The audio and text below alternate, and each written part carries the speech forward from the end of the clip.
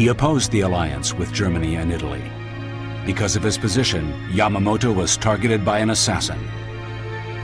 The Minister of the Navy, Mitsumasa Yonai, worried about Yamamoto's stance. So he dispatched Yamamoto as Commander-in-Chief of the Combined Fleet. Ironically, history led Yamamoto, who insisted on avoiding war against the United States, to elaborate the plan of operations to fight the U.S. as Commander-in-Chief of the Combined Fleet.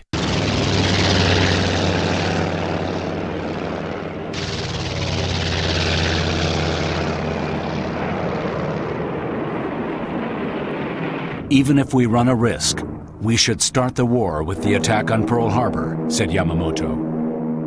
And his plan was executed despite the Naval Command Division's opposition.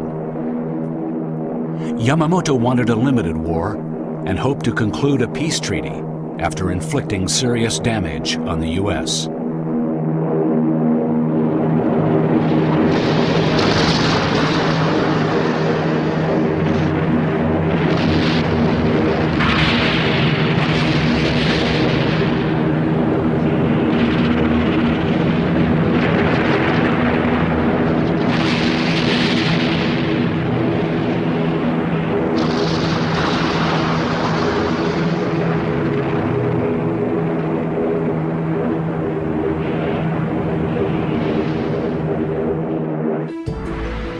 A total of 350 aircraft attacked in 2 waves, and 8 battleships of the U.S. Pacific Fleet were sunk or seriously damaged.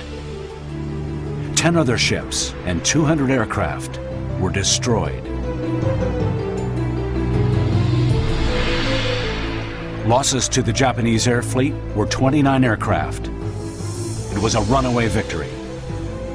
But 3 aircraft carriers were out at sea and were not attacked.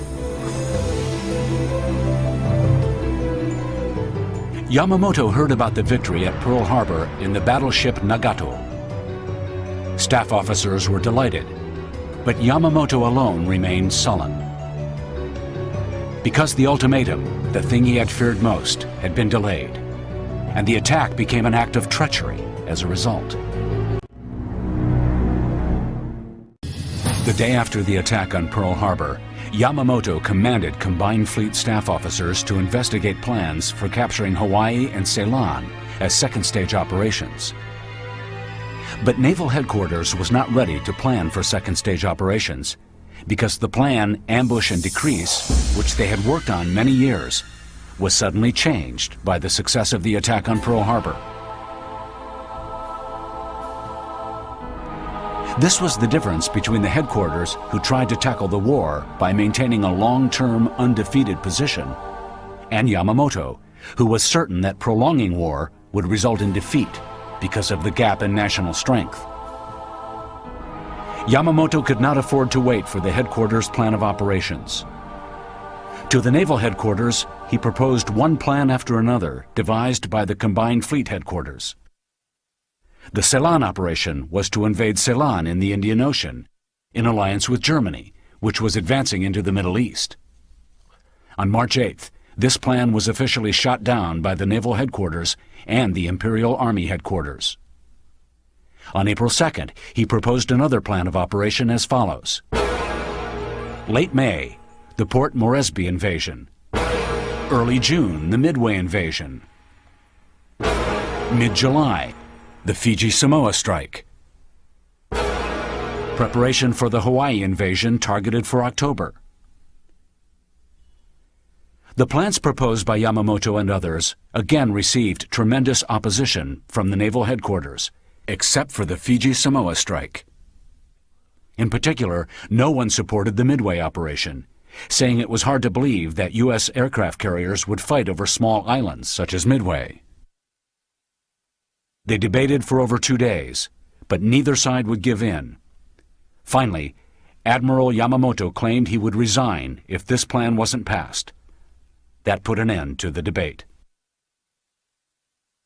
Yamamoto's plan of operation was approved by Naval Headquarters, though many of the officers were dissatisfied.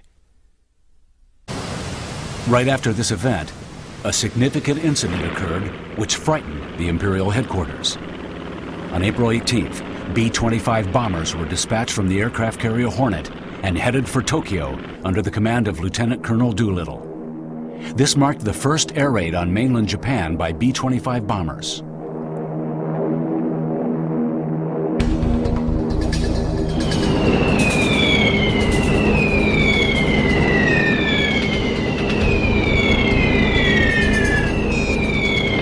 This air raid on the mainland shook the Imperial headquarters to the core. All of a sudden, the naval headquarters, who were reluctant to proceed with the Midway operation, became aggressive. Yamamoto's goal was to lure out the enemy aircraft carrier units, which they missed at the attack on Pearl Harbor, and completely destroy them. But the naval headquarters added the invasion of the Aleutian Islands to their original plan to invade Midway Island. Furthermore, the Army, who had been acting perfectly unconcerned, decided to dispatch units to Midway and the Aleutians. As a result, the true goal of Yamamoto was gradually becoming distorted. It was shifting from the destruction of the enemy carrier fleet to the occupation of the islands. Nevertheless, Yamamoto and the combined fleet headquarters had no doubt about victory over Midway. Each unit was divided into 10 groups and headed for Midway and the Aleutians. Yamamoto thought there were no enemy aircraft carriers near Midway. But if they attacked Midway, the enemy carrier fleet would respond. Nagumo's first carrier fleet would then crush the enemy aircraft carriers, which they missed on Pearl Harbor. The Japanese plan went straight into enemy hands. Based on the decrypted information, Nimitz planned to lie in ambush for the Nagumo carrier fleet. The 16th Carrier Fleet, led by Spruance, was accompanied by the aircraft carriers Enterprise and Hornet, and the 17th Carrier Fleet left Pearl Harbor. 2 carrier fleets waited in ambush for the Nagumo carrier fleet at a point 320 nautical miles from Midway Island. However, Nimitz was not absolutely sure of their victory. He issued a command saying, "If it is unlikely we will give great damage to the enemy, we should not expose any of our fleets." Nagumo's carrier fleet arrived at a point 240 nautical miles from Midway at 4:30 a.m. on June 4th. 108 aircraft left to attack Midway from 4 aircraft carriers.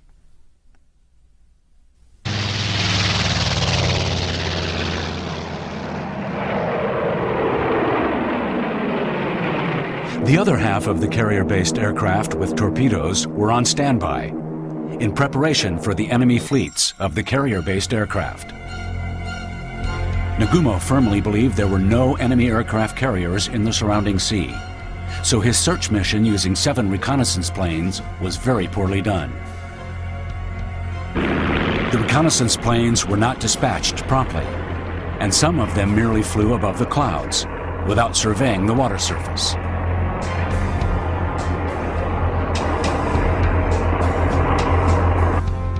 Nagumo's reconnaissance planes did not find any enemy fleets within 150 nautical miles.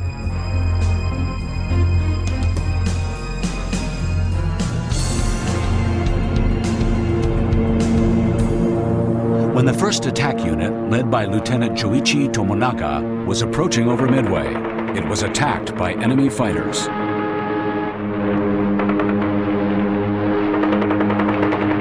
But the Tomonaga unit shot down many of the enemy fighters, and all gathered over the base to drop bombs.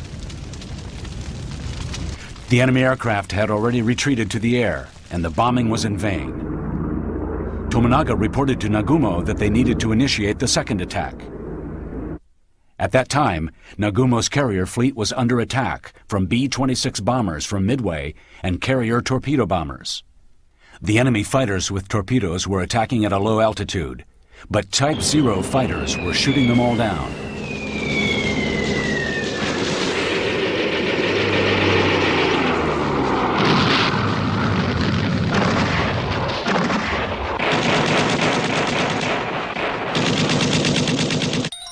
Nagumo hesitated.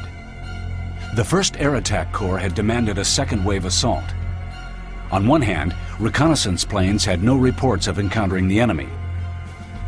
Half the carrier planes were prepared for the appearance of enemy ships and were standing by with torpedoes loaded. Not long afterward, the carrier planes for the first assault would return.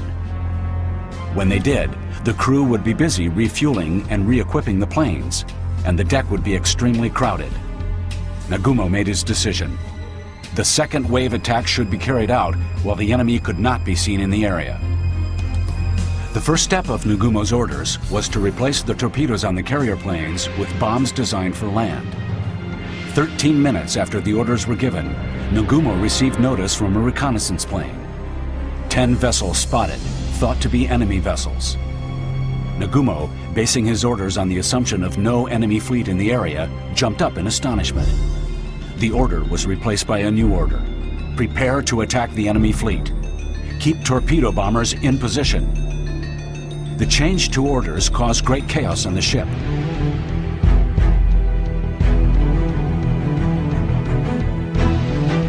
Eventually, another notice came in from the reconnaissance plane. 1 enemy carrier fleet spotted. Hearing this, Rear Admiral Tamon Yamaguchi of the 2nd Air Battle Unit sent Chief Nagumo a signal from the aircraft carrier Hiryu. Reason to believe a need to advance attack corps at once. This implies a request to send at least the 36 planes on the Hiryu and Soryu, and an urge for a decision from Nagumo. The Rear Admiral felt more than anything the need to forestall the enemy with an initial attack, then take over the battle. In an air battle, a quick decision could decide the outcome. However, Nagumo ignored this signal. He gave orders for the first wave midway attack unit to come in. After that, they would proceed to attack the enemy carrier fleet. With this command, chaos in the respective vessels reached a high. The bombers lined on the deck were quickly lowered to the hangar. In the skies above the carrier, coping with confusion, attack planes from the enemy aircraft carrier were arriving one after another. A fierce battle heated up between these planes and the Type 0 fighters. The Zero fighters, superior in airborne performance and pilot skills, continued to shoot down enemy planes. While this desperate battle between enemy bombers and Zero fighters took place barely above the sea's surface, catching them off guard, dive bombers from the Yorktown and Enterprise assaulted Kaga, Akagi, and Soryu from an altitude of 3,000 meters. The decks of the attacked carriers were covered with planes ready to take off, as well as bombs and torpedoes. Explosions set off other explosions, causing big fires on the decks.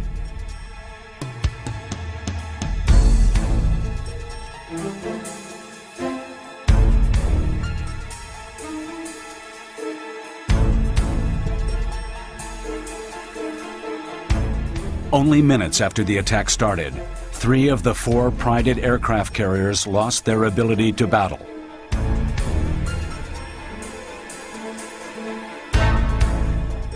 Rear Admiral Yamaguchi of Hiryu, the lone vessel that was able to escape from the dive bombing, sent a notice.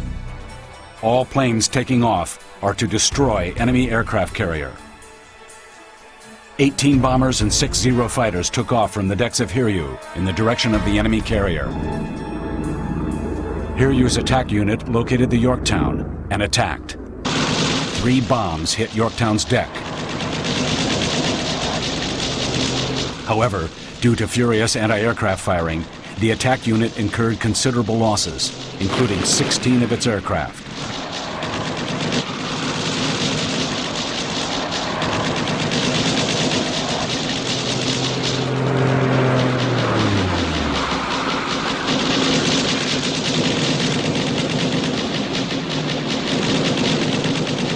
Commander Yamaguchi continued with persistent attacks, sending a second wave attack consisting of 16 planes. The unit hit Yorktown with 2 torpedoes, seriously damaging her. This result reflected Commander Yamaguchi's fiery fighting spirit, insistent on annihilating the enemy carrier fleet unit, even if doing so with the Hiryu alone.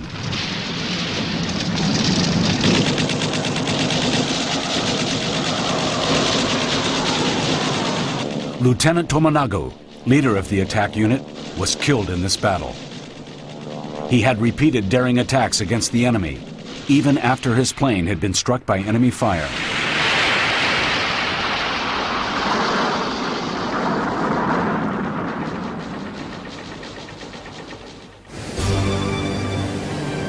Following this, an immobilized Yorktown was hit by torpedoes from submarine I-168 and would sink 2 days later.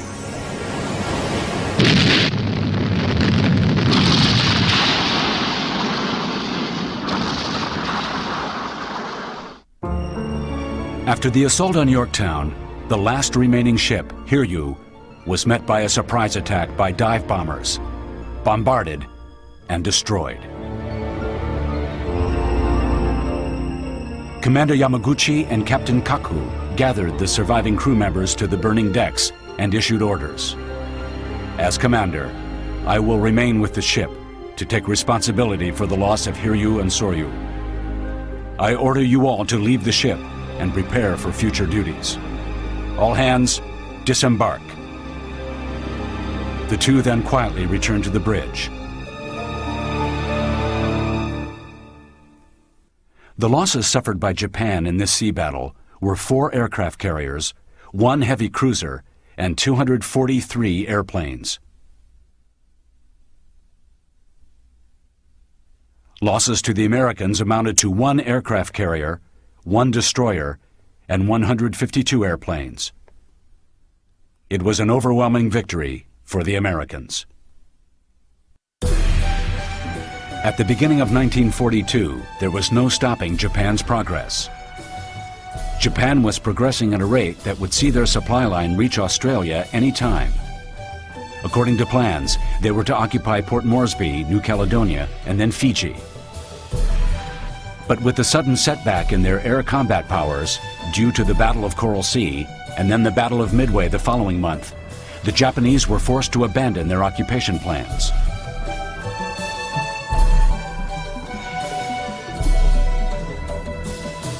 Instead, Japan decided to strengthen the defense of their Rabaul base and started constructing a number of base facilities.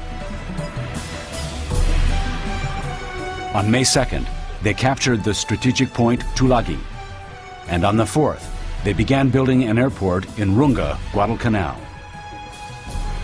However, on August 7th, the Allied forces recaptured Tulagi and Guadalcanal in a counterattack. No one at the Imperial headquarters anticipated this attack by the Allies, led by the U.S. forces, as a full-fledged counterattack.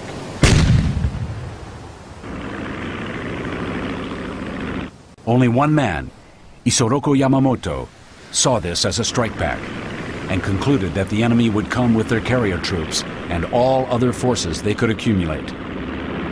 He couldn't have hoped for a better chance to hurt the enemy. From this point, the two sides would fight for about the next half year in an effort to capture Guadalcanal. Losing their aircraft carrier, Yamamoto's combined fleet lost much of their ability to maneuver.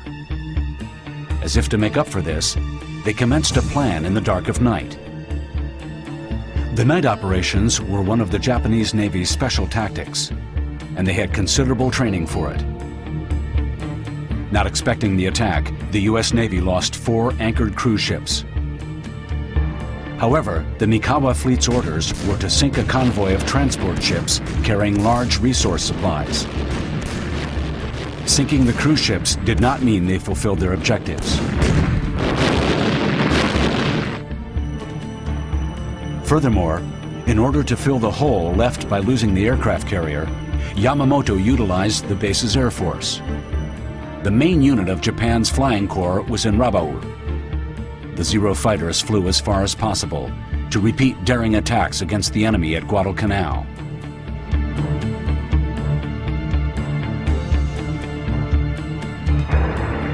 But it was 1,000 kilometers to Guadalcanal.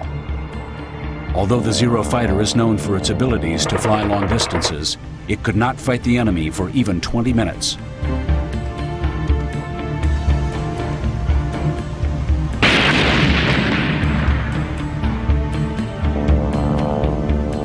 As a result, They could not obtain the anticipated results, and many aircraft were lost in the process.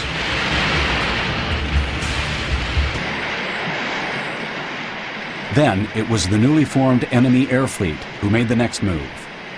It was just as Yamamoto predicted.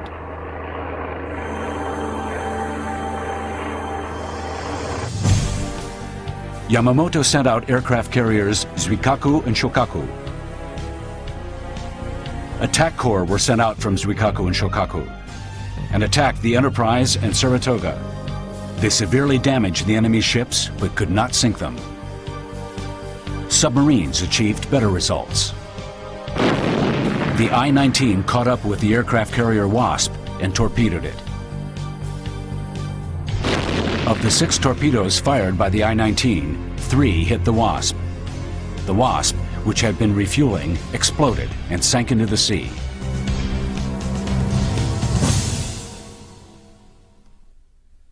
On August 28, 1942, about 2,000 kilometers north of the Solomon battlegrounds, Yamamoto arrived at Truk Island with battleships Yamato and Musashi. Yamamoto gathered all his soldiers here.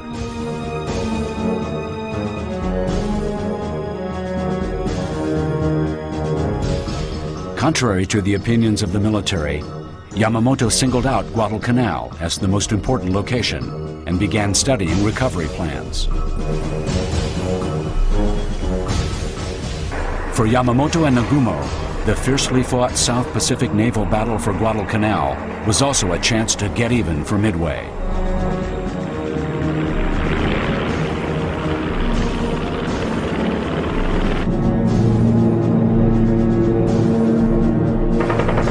The attack corps dispatched from Zuikaku and Shokaku assaulted the enemy carrier in 3 waves.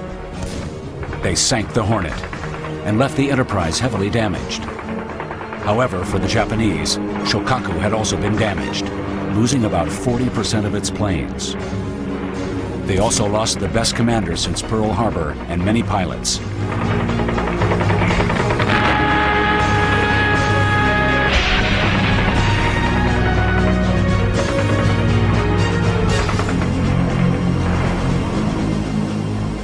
The damaged Zuikaku and Shokaku returned inland and began rebuilding their carrier fleet. Meanwhile, having made emergency repairs at an advanced base, Enterprise had quickly returned to the battleground. It was actively attacking a convoy of Japanese Army transport ships. The differences in the emergency repair abilities of the 2 sides was an invisible but significant factor in the outcome of the battle. The central battleground in this engagement was Guadalcanal Island. Realizing its importance, the military decided to move. In addition to battling the enemy troops, the combined fleet was ordered to take on the duties of transport ships.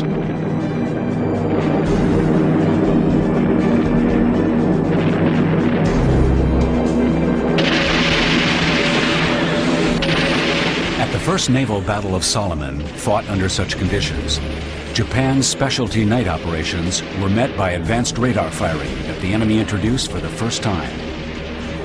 Japan incurred a crushing defeat.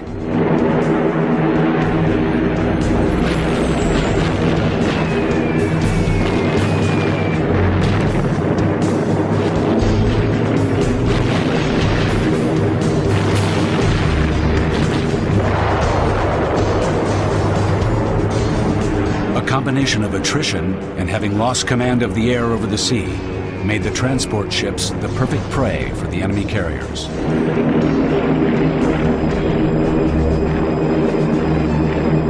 From the overwhelming material superiority, coupled with the Imperial headquarters underestimating the enemy, Japan experienced unimaginable sacrifice and destruction at Guadalcanal. The Japanese troops finally abandoned the island in February 1943. After leaving Guadalcanal, the Imperial headquarters tried to halt the enemy attack at either the Solomon Archipelago or New Guinea. However, Yamamoto's plan was not only to give up New Guinea, but Rabaul as well, and shrink the extended front line. and build up impregnable defenses along the Marshall Islands from Truk. He was committed to challenging the enemy to an air battle in an attempt to buy time so the strategy could be put in place. This was Project I. Yamamoto deferred his commanding post to Rabaul.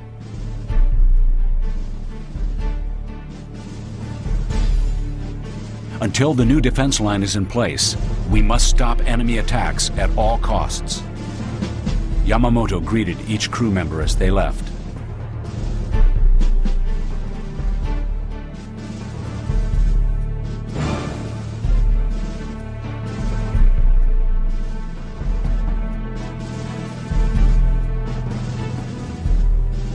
Watching Yamamoto see off the attack troops in his crisp white summer uniform raised the spirits of the soldiers.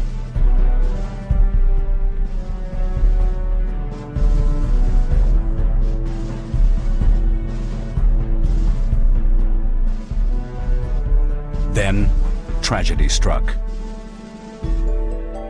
On April 18, 1943, at the end of Project I, while on his way to Bougainville to observe the front line and to encourage the troops, the commander's plane was shot down by enemy fire. Admiral Isoroku Yamamoto, commander of the combined fleet, was killed in action at the age of 59.